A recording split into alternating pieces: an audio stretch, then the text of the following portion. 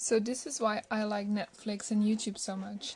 It's because these older movies and trailers pop up every once in a while, and and then you can, you have the chance to look at them again. You get the chance to be like, oh, this movie's from 2005. I love movies from the 2000s, from like around 2000. Those movies are so good, and there's something about them that you don't see that much anymore. It's like it's a different, I don't know, maybe it's in the quality of film, maybe it's in the way they act, maybe it's in the way that movies were written in those days. Even though it's not that long ago, it's very different from how they're written today. The language they use, the way they speak, the how they understand the importance of pauses. And that is what Coach Ken Carter, played by Samuel L. Jackson, but Coach Ken Carter gets that really well in this movie. Pauses, moments of silence, are very important when you give a speech, when you talk to guys who do not want to listen to you, when you want to make a point. Part of your point coming across, like part of the whole getting your point across thing, is using these pauses and using them well. And okay, so this movie is a very long movie. It's a very good movie. I didn't realize it was a long movie until I finished the movie and I was like, wait, that's the time? The thing is, though, I don't think I'll be able to go through everything from this movie, but this movie was so freaking good. I had not seen this movie before. It's called Coach Carter. It is based on the true story of the real Coach Carter, and this person must have been some amazing person. I looked him up. Of course, I don't know him. I don't know. And I read his story, and it was just all filled with love and respect, and for this man who did amazing things for this guy that he coached. Because the guys he coached in real life, the guys he coached all finished high school, which is amazing already. Because as the coach says in this movie, there is a 50% graduation rate. 50%.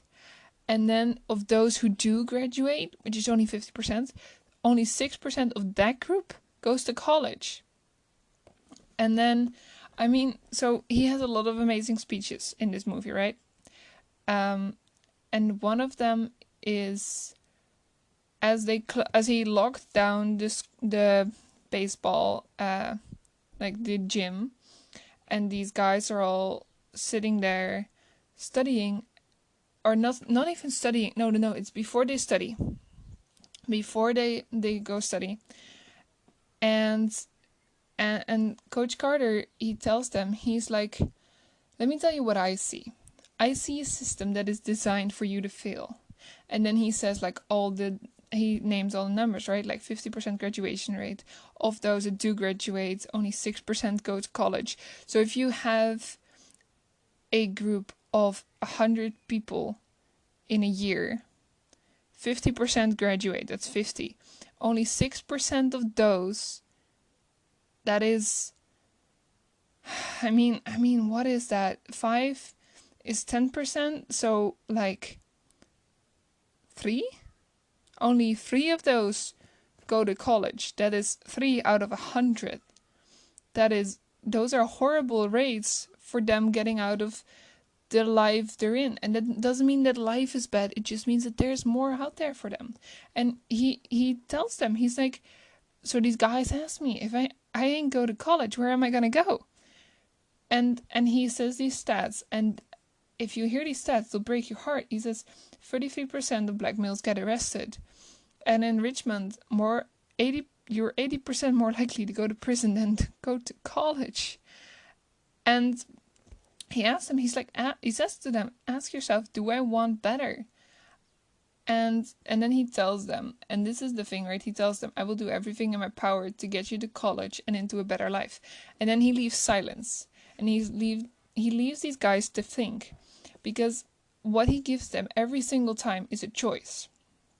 You don't have to be on my basketball team, but if you want to be on the basketball team, you gotta do these things.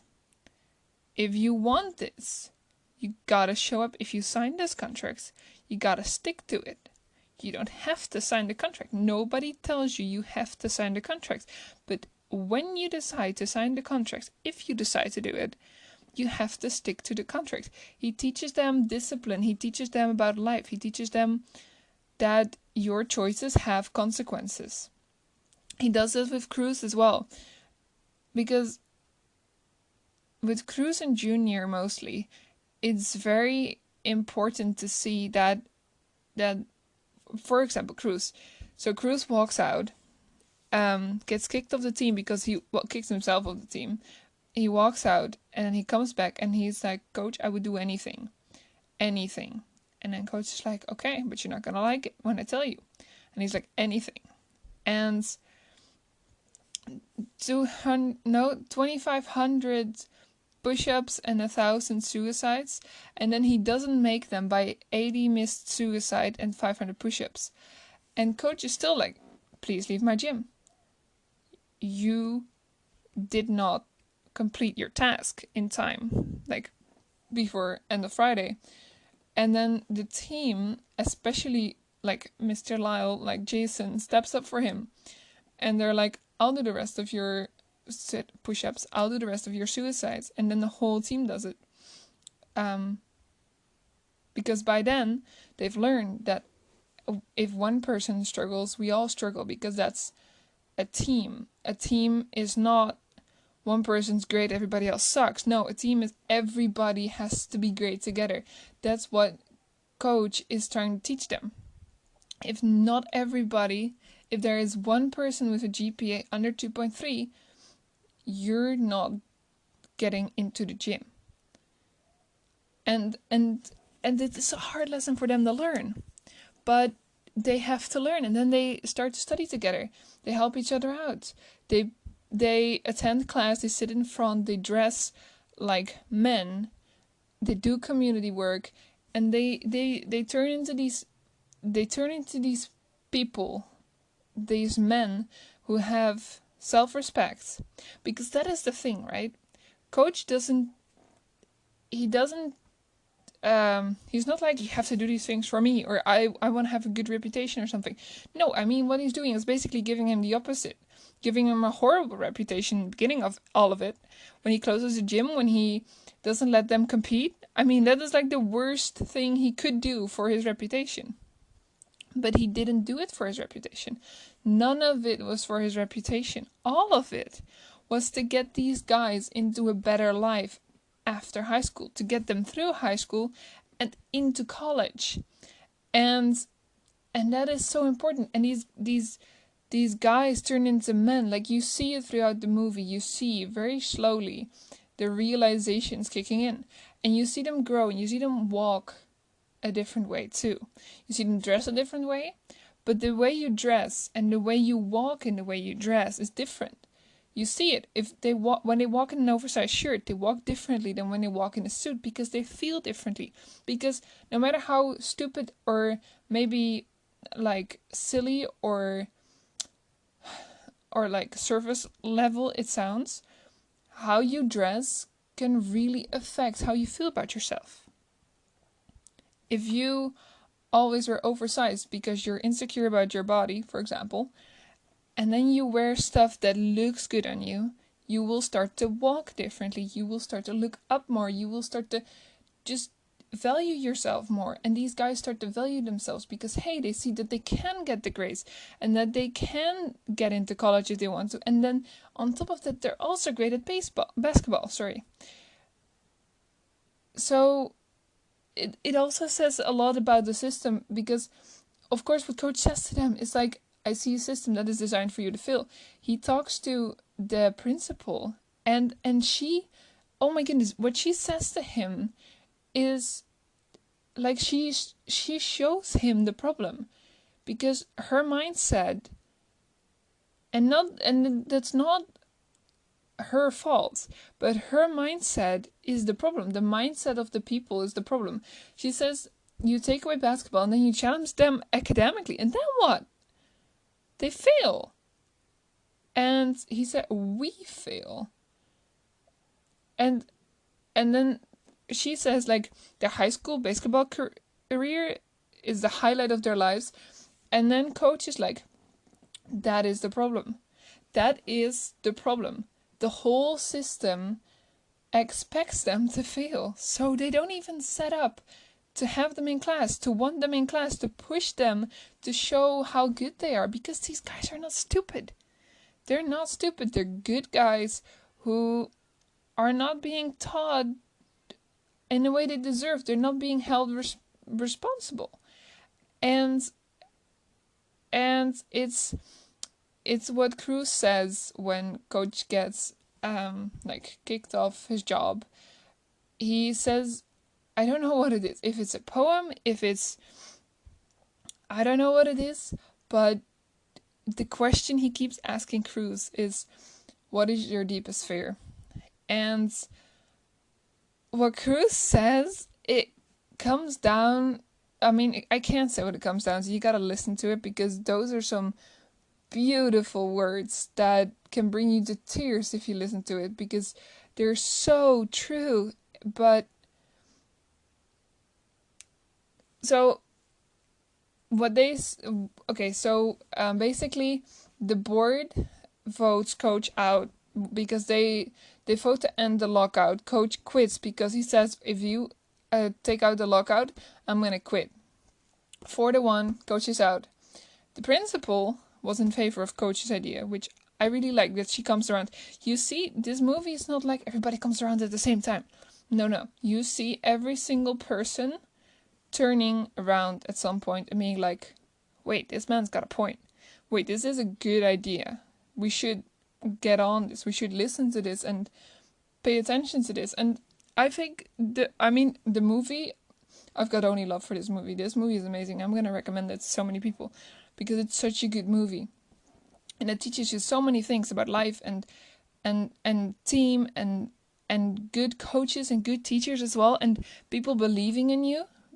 And you gotta believe in yourself, but it's so important as well that teachers believe in you. And I hope for myself, I hope that one day I'm gonna be a teacher who is as good as Coach Carter. And I'm not gonna be a coach because I don't have an obsession that big with a sport, which I love it when people do. I just don't have that, but I have it for my subjects. Like, I'm in university now. I love my subject. I'm fascinated by economics, and I hope that I can, in teaching economics, also teach these kids or these people about life. Because the thing about being a teacher, the thing about being a coach, is that you don't just coach a team. You don't just teach a subject.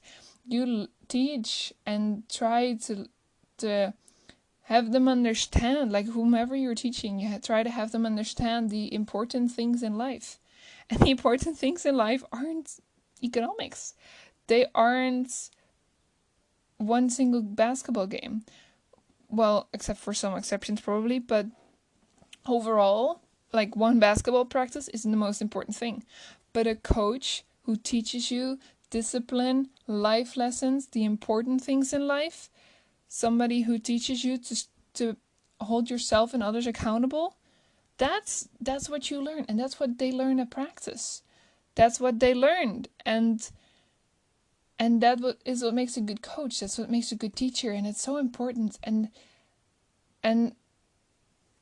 yeah, so yeah, Cruz's speech poem. I don't know if it's a poem. I should look that up. Yeah, I should look that up. But what he says, I mean, basically he cleans out his like the place where he works, because he stays true to his beliefs, which I think is very honorable. And then he walks into the gym, and the boys are sitting there behind tables studying, and Jason, he says they can cut the chain of the door, but they can't make us play. So then another one says like, so leave us be, coach, we've got shit to do, sir. Because they learn to talk with sir and to be respectful. And that is such an important thing that also a lot of people are, or what I've been seeing with like kids these days is that they're very disrespectful to other people. Like they're not kind, considerate, or nice as much as they were previous generations. Which means that they're not raised that way. And coach is raising them to say sir all the time. To be grateful, to be kind, well, trying to be straightforward and respectful. That's mostly it. To be straightforward and respectful. To be honest, but to not question his decisions because hey, he's still the leader. Or to not speak up in a rude way. That's mostly it. Hey, you can question the leader's decisions. That's actually pretty good sometimes to do. But you got to do it in a respectful manner. And he's teaching them that. And I think that's a really honorable, hard thing to do. And he succeeded. Because, I mean, look how these guys turned out. They turned out amazing. For example, what was his name? Kate and... Oh, no, Kira and Kenyon. Kenyon turned out an amazing guy. Kenyon stepping up and being there for Kira, even though Kira didn't keep the baby. And he didn't get mad at her. He was like, no, I want a better life for us, for the baby. I want you to come with me. He's like, I love you. I want to be with you. And I want to take care of you. And of course he's heartbroken, but she got it worse. So he was there for her. And he turned into this amazing man from the boy that he was at the beginning of the movie. And you can just see the importance of the influences that are in your life. Like this one coach changed these guys' lives, their attitudes, their future, and it's just so important. So back to Cruz again. What is your deepest fear? And Cruz says, our deepest fear is not that we are inadequate, but that we are powerful beyond measure. And he says more words after that you just have to go listen to it. Because this movie is just like, you know what the Italians do with great food? With their hand, like, that's this movie. This movie is so good. It's so amazing. And then Cruz thanks Coach for saving his life.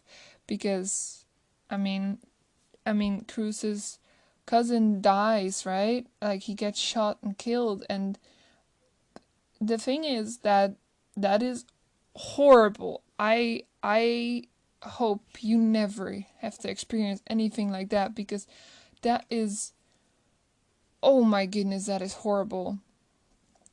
And then Cruz shows up at Coach's house, and he's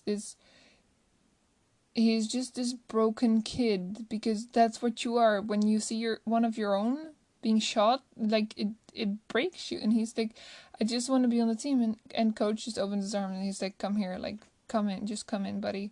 Like don't worry about that. Don't worry, just come on in. And it just shows his true care for these guys, right? It broke my heart, but it was so good to see Coach's reaction. And I have that with so many of these scenes. Like, they broke my heart. They were so heavy and so full of real life struggles, real life problems. But then at the same time, they were so full of life lessons as well. For example, the last battle. And then Coach saying, like, not quite your storybook ending, eh? But then he says to them, he's like, you men played like champions. You never gave up. And champions keep their head high. And then he tells them, he's like, I'm so proud of you. And they all look so surprised, like they never hear that. And it clicked. I was like, well, when would they hear that? They lost. When would they hear, I'm so proud of you, except for when they win a game? They lost the game. They did not expect that. And so Coach goes on, he's like, I came to coach basketball players and you became students. I came to teach boys and you became men. And for that I thank you. And he is such a wonderful man, and he has such a beautiful heart, and he's so true to his word. He is a man that I look up to. Even I know it's just a movie, but when I meet men like this in real life, I have so much respect for them, because they are true to their words. They are honest about how they feel and what they think, and they're straight up. There's no lying, no hiding their feelings, hiding what they think, hiding whatever. They're respectful to their woman. What is her name? The girlfriend, I think it is, of Coach Carter. I mean, that's what he says. Like, hey, I really want to take my girlfriend to, what is the island?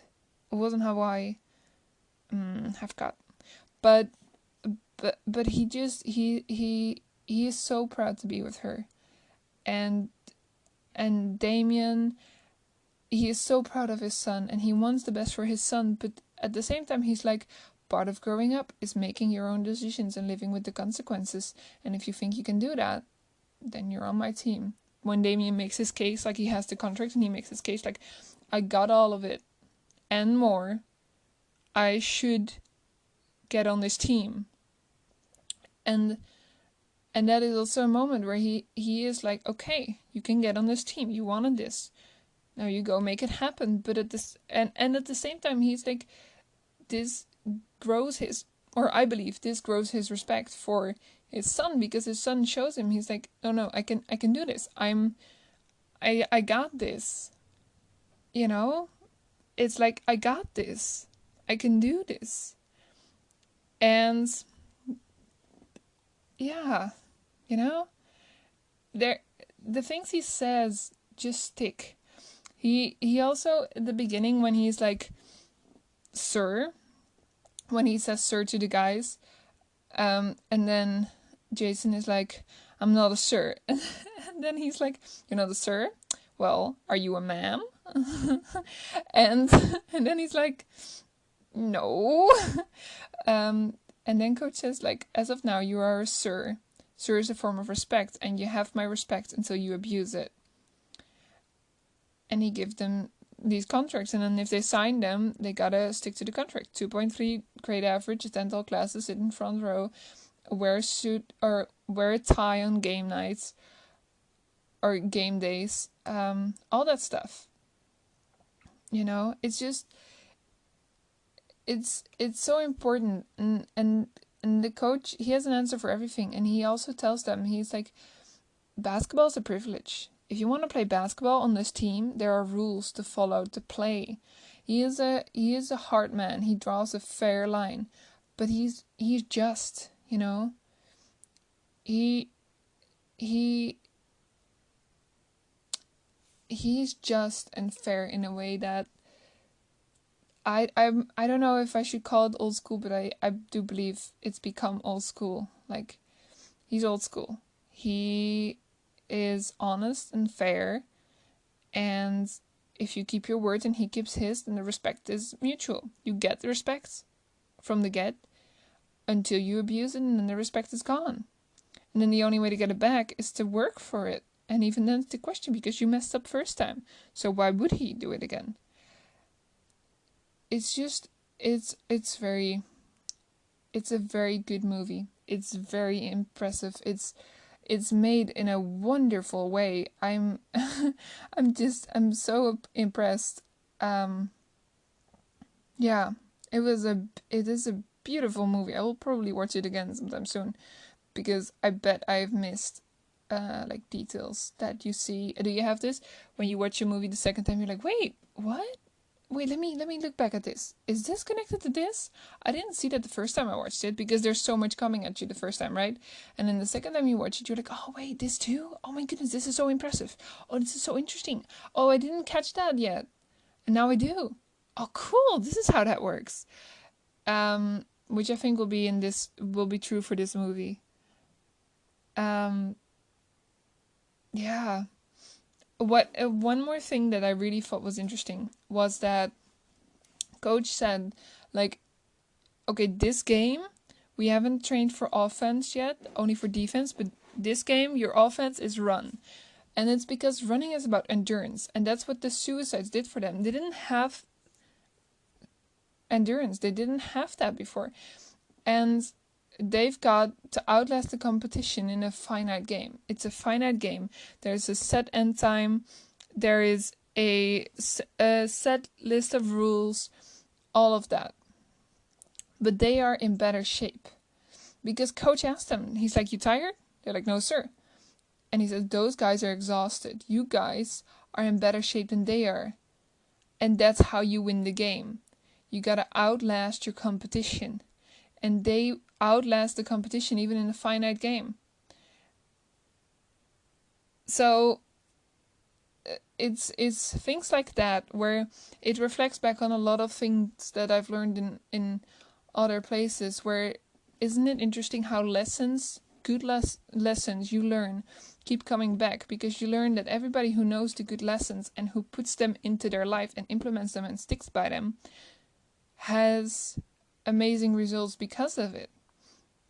Because these life lessons are not just a funny thing to say or a cool quote for one of your social media platforms. These things, these life lessons are there because they make you a better person. They make you a better teammate, a better student, a better opponent, a better team. These life lessons are there for a reason. It's like with cliches, right? Like, hey, this is a cliche, and that's because all the cliches are true. Not all the cliches are true, but a lot of them. They are cliches for a reason. It might sound very stupid, but they are. And it is so, there are just so many important things in this movie. And this is what I'm gonna finish with, I guess. There are so many important parts of this movie. There are so many just amazing moments. The coach is just a beautiful person, a beautiful, wonderful man. And I have so much respect for him. And he turns these guys, these boys, into men, and you can see it. And this movie was made in such an amazing way. And not, you don't just see the guys turn around, right? You also see the principal turn around, because in the beginning she is so against his ways. She is exactly saying what he's working against. In the beginning, all the parents are against his ways, but then after a while, Mrs. Battle, like the mom of Junior, she walks into his shop and she tells him, she's like, please take my son back on the team. Like, this is his way out. My other son died, and I need my son to succeed, please. And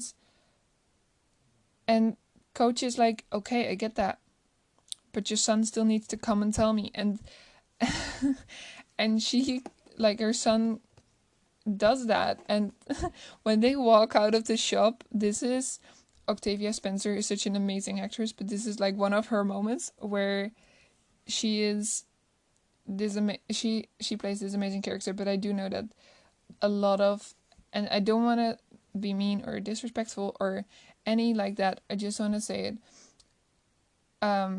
African American moms are amazing women. I have so much respect for these women. And Mrs. Battle in this movie is like that as well. She is amazing. So with that, with all the love and respect I can give, I want to say, whoever you are, please treat yourself with as much respect as you treat everybody else, and please treat everybody with as much respect as you can, because you can give respect to the get until they abuse your respect, and then you can lose it for them. And that's okay, that's logical, that makes sense. But please give yourself the respect you deserve, because you do deserve it, and I hope you give yourself that. So yeah, have a wonderful evening, my friends.